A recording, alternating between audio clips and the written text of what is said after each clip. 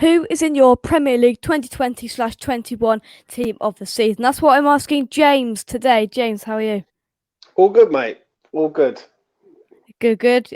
As you can see, he's not on in the depths of IB for all nothing on his break. He's still where he is as normal. Yeah, I know, mate. Can't get out of this country at the minute, so yeah. But Benidorm, here I come as soon as I can. Yeah. Somewhat West Ham season for us then. Um, Good, very good, but maybe it being a bit negative, it could have been a bit better if we'd have had another player in January. I know we've done well. We got Europa League, and it's been an amazing season all round, considering where we was last season. But sometimes you just got to seize the moment, and I just think we let the Champions League go this year, and we might not get there again. But as a positive, we've got Europa League, we've got building it now, and we need reinforcements in the summer. We do indeed. We need a few players to kind of keep up with the fixture schedule that we're going to have next season. Thursday, Sunday, Thursday, Sunday. We're going to need that fixture. Kind of that with that fixture schedule, we're going to need players, and we've only just staggered over the line with the players we've got in the Premier League, so definitely reinforcements needed. But before we get into it, I'd like to thank our sponsors for this series, the Blowing Bubbles magazine. You can check out their link in the description down below, and if you use the discount code JakeCox at checkout, you get £5 off when you buy a 11 magazine subscription. So check that out using the link in the description. So we'll get into your team then, James. We'll start in goal with Ederson. It has to be Edison, mate. They went on a 12-game unbeaten, was it 20-game unbeaten run? I think it was during the season, and he was between the sticks for nearly all of them. And yeah, he's top class goalkeeper, mate. Between him and Allison, it's very close, but I'll just say he's got the better on the ball, and yeah, he's just a top goalkeeper, and it proved it. I know City got to the Champions League final and lost. Um, they won the Carabao Cup. They won the league. Do you know what I mean? You need a good goalkeeper in your ranks, and when you got a good goalkeeper, you win stuff. And he's a good goalkeeper. Yeah, I agree. 20-game unbeaten run, you can't sniff up at that. That is for sure. But we'll go to right back then. There's only one man. Best right back I've seen at West Ham for a hell of a long time. Absolute pure class. I don't know what more I can say about this geezer. He's just a talent, and he galvanises the team, and his work ethic. He's got this sort of humbling work ethic. They're sort of feeding off of the other players. Like, that makes sense. Like, at the end of the day, what more can you say? 5.4 million coming from the Czech league. He's just been top class. Really has. Yeah, definitely. And Mr. Consistent is what comes to mind every single time someone picks this player, and there's nothing more to say. £5 million, bang, bish, bash, bosh, and let's hope this next season he can keep up the quality that he has this season. I agree. I really do. He needs to back it up. I think he will do. He's a Champions League defender. Let's not forget that. He was playing for Slavia Prague with Souček in the Champions League. He plays for his country. I think he's the number one right back for his country. I just think he's been top class for us. And like, for me, he's Ham of the Year. Like, I know people will say Souček, people will say Rice, but he's Ham of the Year for me. Like, 5.4 million from a different country. Where'd you get that from? Usually. Yeah. Oh, I agree. Fantastic player. We will move into your centre back pairing then. Who's the first of your two? Hold on. First of our two is Fofana. One of them is Fofana, I know that. Yeah. Good old Wesley. We missed the boat with this geezer. We did. Absolutely missed the boat. And I think with getting Europa League, we can attract players like this man at the club. Like, we missed the boat because Leicester had European football and we didn't, and that's why they got him and we didn't. He's going to be a class defender, mate. He is. And Leicester do it yet again. They get rid of a defender for high amounts of money, and they go and get another good defender. It gives away the odd foul. It gets the odd booking. But in the grand scheme of things, he's very, very good. And he he deserves to be in my team of the year. I just think, like, for talent, I think it's his first full season with Leicester, and he's been like, do you know what I mean, they was millimeters away from getting Champions League. So for me, yeah, he's got to be in there. I think he's been top drawer, mate. I think he's their best centre half, even ahead of Sinunchu, who is decent also. Yeah, I completely agree. He has broke through into the Premier League this season, that is for sure. But your second centre back then, none other than Ruben Diaz. I think he's. People say he's better than Van Dijk, and I'm starting to see it myself. Like, Van Dijk's very, very good, but this man's very, very good and all. And you can just tell with City, like at the start of the season, City were all over the place defensively. Then they played West Brom at home. They drew 1-1, and then after that, they went on this 20-game unbeaten run where they just did not lose a game, and they was good in every game. And he formed a partnership with John Stones when John Stones was out the door a year ago, and that's what's won him the league in the grand scheme of things. So yeah, Diaz is just top drawer for me, mate. Yeah. Really is. Yeah. And I think probably better than Van Dijk, I think, because he's made John Stones a better player. He's made that whole back four really, really solid now at Manchester City. And, you know, scary if he's only young and all. He's only about 22, I think. 24, I think, something like that. I'll have a look. Yeah. Something like So that, yeah. He's only young, and basically when I look at him, I just think to myself, he's like a Rolls Royce of a defender. Like, Yeah, he's 24. good 24 years old, so his best years, he's got 10 years in him easily. Yeah. And to me, he's just like a Rolls Royce, mate. He gets stuck in. He's got a bit of nastiness about him, but he's also got a bit of class about him and all, where he gets stuck in, and you know what I mean. So yeah, I think money well spent from City. Really, I think they paid 55 million for him, and people looked at it and went, "What are they doing?" Yeah. Like, Diaz is unproven, and well, it's proved him wrong. Oh, I know. In 95% of people's team of the seasons, that is for sure. But out to the left-hand side, then to finish off your back four with your left back, Luke Shaw. This one was a tough one because I really couldn't find any other left backs. I could have said Chilwell, but Chilwell was in and out. I could have said Dino Everton, but he was in and out. Luke Shaw's been consistent all season, and that's the only reason why he's in there. He has got better. Like, he has got better for Man United, I must admit. But it's just Man United needed to win that Europa League, and they didn't. And to me, Man United are like the nearly men at the minute. They're nearly, but they're not quite there. And I think they're not far away, but they just needed some players. I think Luke Shaw's been good this season. I think he really has. I think he's done well in that team. Scored a few goals. Scored a good goal against City, at City. And yeah, he's for me, he's England's number one left back, and he's Man United's number one left back, and he deserves to be there. Yeah, I completely agree. He's proved the doubters wrong this season. You know, he was overweight, all of these things, attitude as well, and he's really proved the people wrong this season, that's for sure. But that's your back four done. I will move into the midfield, and you know, the second of your two checks, what a man. Great player, mate. I had to put the two Czech boys in my team this year. Like, I had to, and it was tough, really, because there was like people like Declan in there who went in there. And it's not me being West Ham biased or nothing. It's just that the stats don't lie, and I keep saying that on different things, on different people, on different players. Stats don't lie. And these stats are phenomenal. 18 million we paid for this geezer, right, with add-ons, and he's quadrupled his value. 10 goals this season, I believe, from a DM. Like, if someone could tell me another DM other than Gundogan who scored 10 goals this season, I'd like to hear it. But yeah, he's been phenomenal, mate, for us. And he's one of the main reasons why we've got in the top six this season. Yep. Like, him with Kafal. The only thing I will say with him is that when Rice wasn't there, he wasn't the same man. And people say, well, he was playing a different role. Well, that's irrelevant. Like, at free kicks, he wasn't the same. At corners, he wasn't the same. It was like, in his mind, he can't go forward because he ain't going to be able to get back if that makes sense.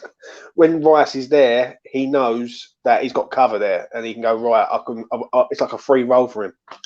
But as a performance of the season, he scored some vital goals for us. Everton away, Fulham at home. That's to name a few. He scored the first goal against Villa away. That got us on the way to winning that game.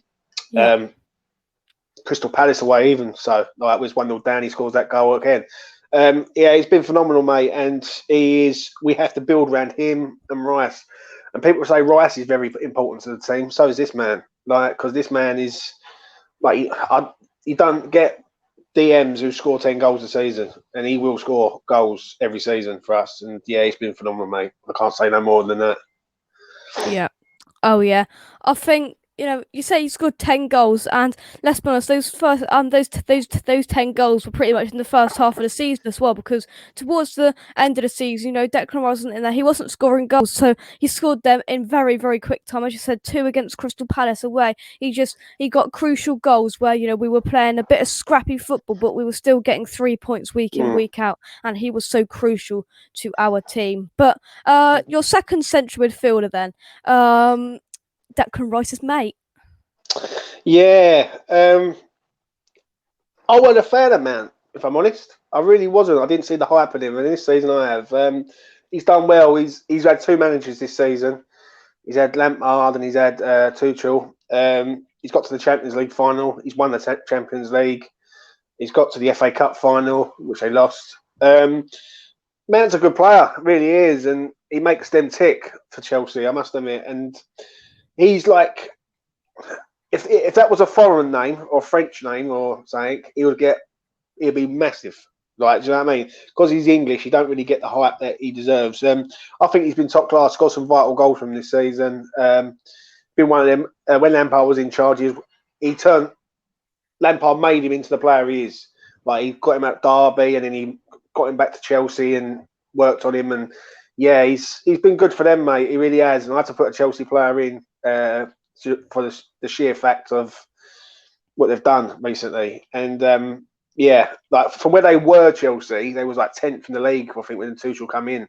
They've ended up in the top 4, an FA Cup final, a Champions League final. And I'll tell you what, that's pretty good going, I must admit. And I think Mount's part of that. He's done well, and roll on the Euros for him, because I think he can be a massive influence for the team.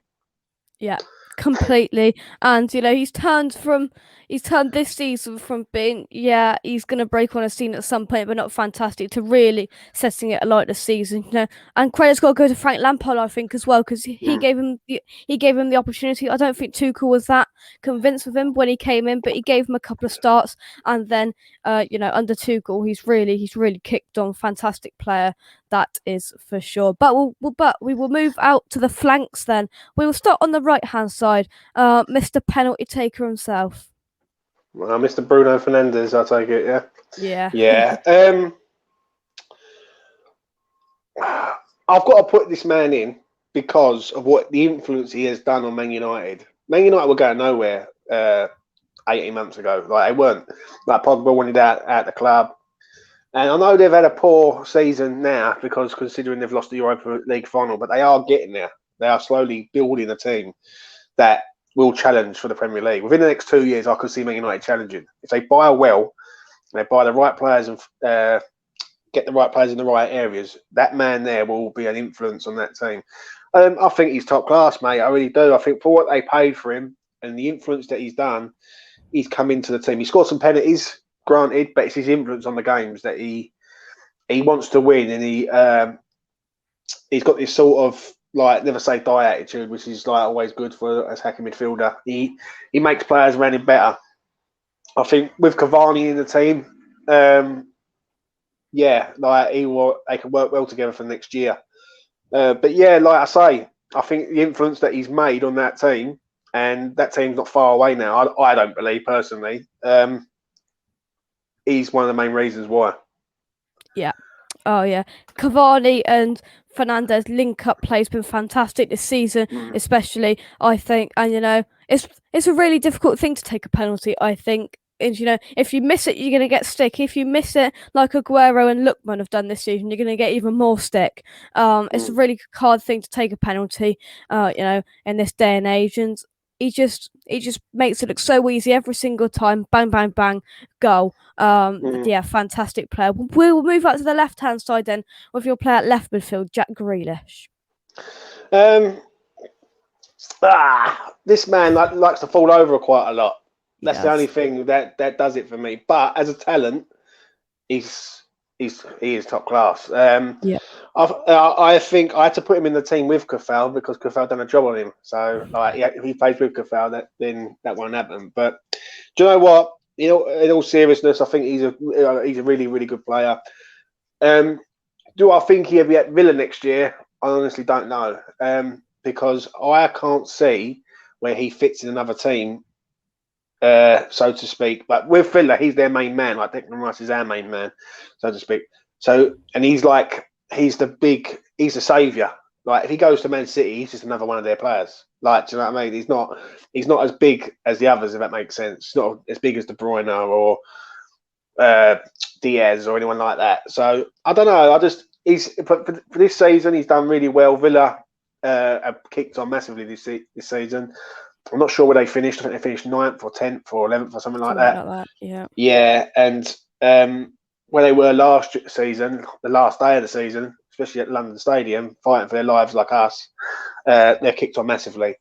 And I think Grealish is one of the reasons for that. He's been injured. He's going to be a massive, massive influence in the Euros this year. Like, if you get the ball to him, he's going to draw fouls. He's going to win. He could possibly win your game. So, yeah, he's in my team of the year for the sheer facts of what he's done with Villa this year. And Villa this year to last year is like night and day. I actually had Villa to go down this year. I thought they would struggle, and they absolutely didn't. And that was very, very good. Yeah. Oh, yeah. I agree. Yeah, I think for me, what does it is just the diving. You said at the start of your little bit there, he just annoys me. But there's talent there, and for the Euros, I think he could be really, really well. And I said on my video that I put out this morning that I thought if we have a player like James Ward-Prowse on the side, this geezer knows how to win a free kick, and if we could do that in the Euros, and then we've got James Ward-Prowse over a free kick, we could be we could be in with a fantastic chance of getting a goal. But yeah, fantastic player, and Aston Villa definitely miss him when he's not in the side. But that's your defence and midfield done. We will move into your two strikers then, and we will start with, he's breaking into the Man City side week in, week out, and crikey, if you can do that at his age, there's a talent there. Phil Foden. He's world class, mate. We've got a world class Englishman playing for us. He's going to be better than Rooney. He's going to be better than Gascoigne. He's going to be phenomenal. And he's in this generation now. Now, I would get excited as a youngster, as someone of your age, Jake, because this man's going to be around for a long time, and I think this man could lead us to something for England. I really do. I just think he can turn a game.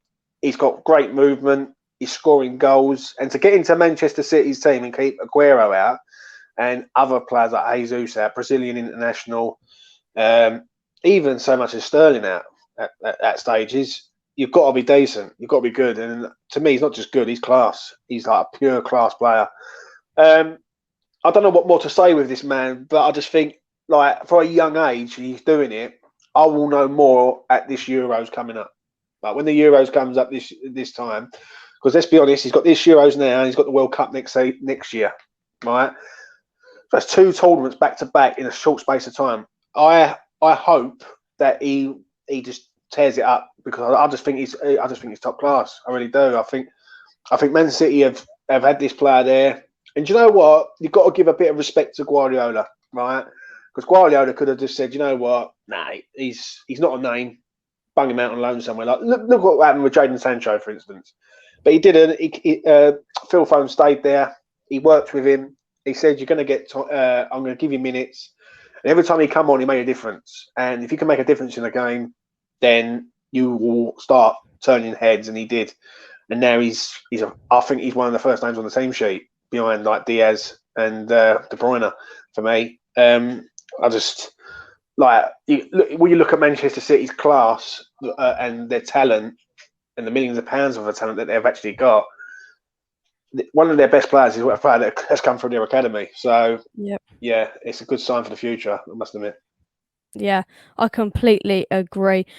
He's getting into that Man City side week in, week out, as I said, and you've got to be really, really good to do that in this probably the best squad in the world at the moment. Yeah, Absolutely fantastic player. But your last player, then, your final player and your last striker, Mo Salah.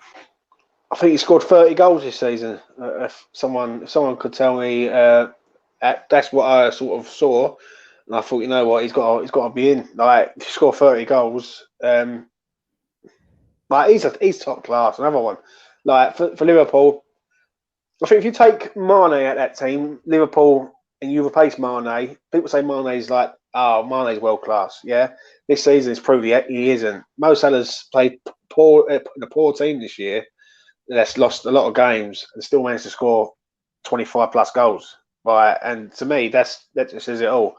I think he's one of the best strikers in the league, and I can't go and put Kane in there because of my West Ham Tottenham allegiance. That doesn't go down well, so I had to go and put Mo Salah in there, and I just think, you know what, I would love a West Ham player to score 20 goals a season for our club. Do you know what I mean? But he scores 30, so yeah. But yeah, to sort of round it up, he's done well. I also believe he's one of the main reasons why they got in the top four in the end, because they went on that run, and he was scoring goals at the right times, and yeah, he's just top class, mate. Liverpool have got to assess it now though, because it seems like that front three is getting a bit stale, in my opinion. Like, it's been there for the last 3 years, 4 years, whatever it is. And if Salah doesn't start scoring, Firmino's not a big scorer, and Mane's in and out.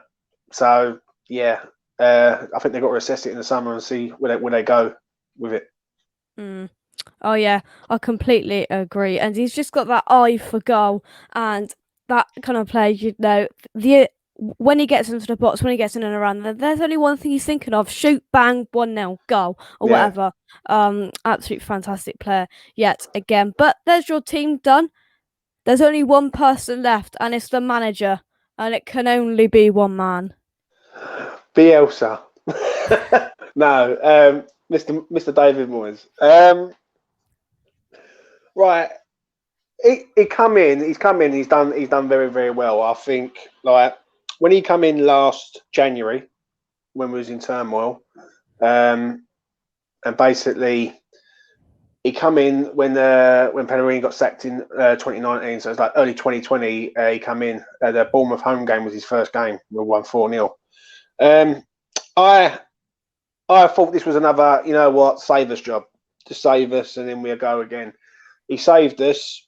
We give him a contract to sort of 18-month contract, basically.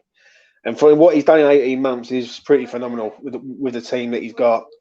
I actually feel for him, though. I do, because I feel that the owners are holding him back. What he could bring to this team, it could be a lot. But the owners are very... I don't know. I don't know what they're up to, the owners. I don't know what they're seeing that's different to us. Whether or not, whether they're thinking that they don't want to part with a lot of money in case it goes wrong, or what, I don't know. But I think he's turned a lot of people's opinions. I like Moyes, but I don't like the negativity. That's the only thing I will say. Sometimes he's very negative against the big teams, and to me, when you're playing, like, West Ham's always been a front foot type team. It's never been a defensive team, West Ham, ever. Like, it's never been a Bolton or a Stoke. It's always been like, you get the ball to our flair players and we will score goals. And I think this season, he for what he's done good, he's done a few things that have been an absolute howler. But in the grand scheme of things, this season he's done very, very well. He's managed to get a team that is lacking depth massively into the Europa League positions. I will know more next season with regards to this, but for this season, I think he's been absolute first class. I think he signed Lingard. I think the signing of Lingard is the reason why we did get Europa League. I quite happily say that. I think You go and sign Craig Dawson. Everyone's looking and thinking, "What the hell is this?" He's got a decent player in Craig Dawson who's come to the club. Whoever picked up Souček and Kafal deserves a medal. Whoever's picked them two up.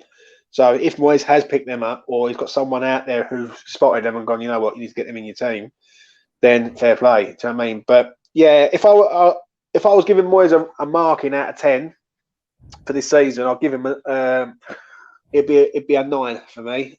I think maybe in the January window, he could have gone and got another player, like just one more. And I think we all knew it in the January window. I know Lingard scored 10 goals or 9 goals, whatever it was, but we needed one more player as cover, like even in midfield. Do you know what I mean? And maybe we might have been singing the Champions League anthem, but we can't run before we can walk. What he's done well, and I really look forward to next season. I look forward to who he's going to bring in. I really do. I think whoever he brings in, everyone's going to have trust in him now to say, right, if you're picking this player, well, and Dave we trust, so to speak. So yeah, 9 out of 10. He's been top draw. I just want to see him be a bit more positive against the big teams. That's all. Yeah, completely. Let's have a look at James's team, crikey, and review it then. So Ederson in goal, a back four of Shaw, Fofana, Diaz, and Vladimir Coufal. A midfield four of Grealish, Souček, Mount, and Bruno Fernandes. A front two, leading the line of Mo Salah and Phil Foden. I mean, that's not a bad side, that, James. Final thoughts on that? That team wins the league, mate. That's what I'm going to say. Like little Foden in the little number 10 slot, Mo Salah. You got Grealish left. You got Bruno running around, right, and Souček being the box-to-box player. I mean, we're either going to concede loads or we're going to score loads, one of the two. But yeah, I think it's quite a attacking team. I could have put Declan in there, but I went for Souček just for the sheer fact it's his first full season at West Ham, and I can't say no more. He's been top class. Yeah. There we go. Thank you very much for watching. Drop a like on the video, subscribe if you are new around here. Thank you very much, James, for coming on. And yeah, that'll do it. Come on, you eyes, and we'll see you very, very soon. Cheers, guys. Bye-bye.